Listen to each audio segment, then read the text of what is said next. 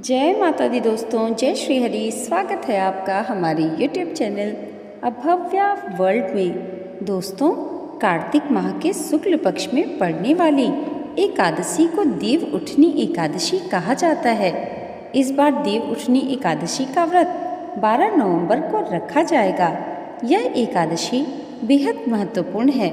मान्यता है कि इस दिन भगवान विष्णु 4 माह तक सोने के बाद जागते हैं। इन 4 महीनों में भगवान विष्णु के सोने या कहें देव शयन के कारण सभी प्रकार के मांगलिक कार्य वर्जित होते हैं।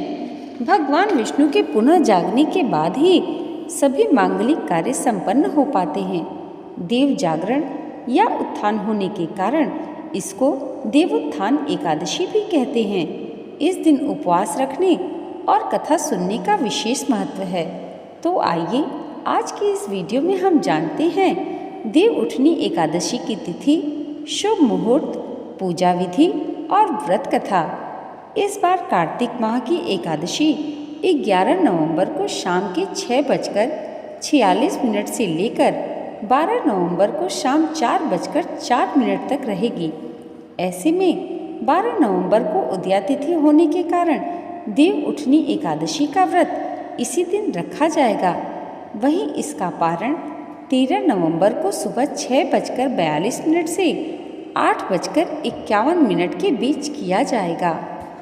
दोस्तों, आइए अब जानते हैं देव उठनी एकादशी की पूजन विधि। देवोत्थान एकादशी के दिन सुबह सुबह सूर्योदय से पहले उठकर स्नान आदि कर लेना चाहिए। इसके बाद गन्ने का मंडप बनाएं और बीच में चौक बनाएं।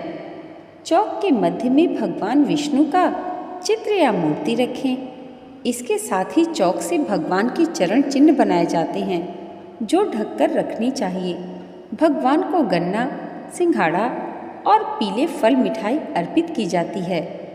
इसके बाद घी का एक दीपक जलाएं और इसे रात भर जलने दें।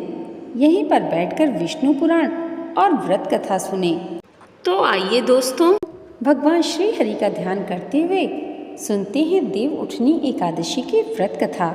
धर्म ग्रंथों में दी गई कथा के अनुसार एक राज्य में एकादशी के दिन प्रजा से लेकर पशु तक कोई भी अन्न ग्रहण नहीं करता था।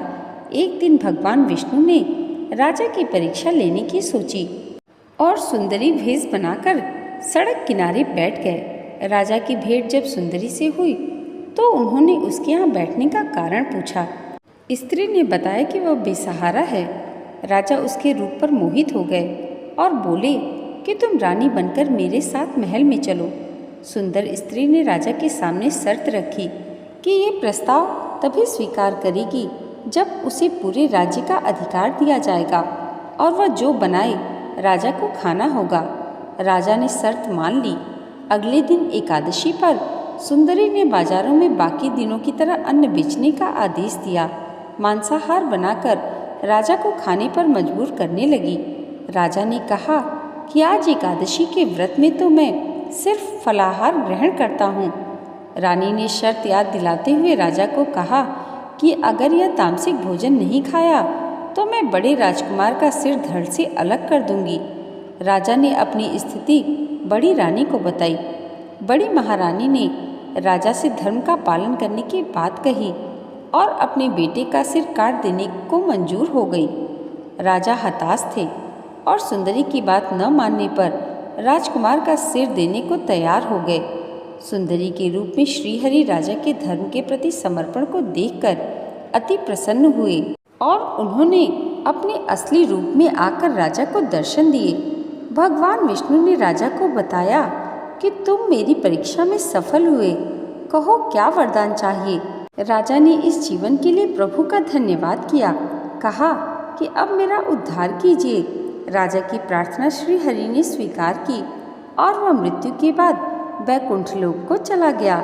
दोस्तों, आज की ये वीडियो अगर आपको अच्छी लगी हो तो कमेंट बॉक्स में जय श्री हरि ज़रूर लिखिएगा और इसे लाइक और हमारे चैनल पर पहली बार आए हैं तो सब्सक्राइब करना मत भूलिएगा। भगवान श्री हरि की कृपा आप सबके जीवन पर सदैव ऐसे ही बनी रहे। इसी मंगल कामना के साथ मिलते हैं अगले वीडियो में। तब तक के लिए जय माता दी, जय श्री हरि।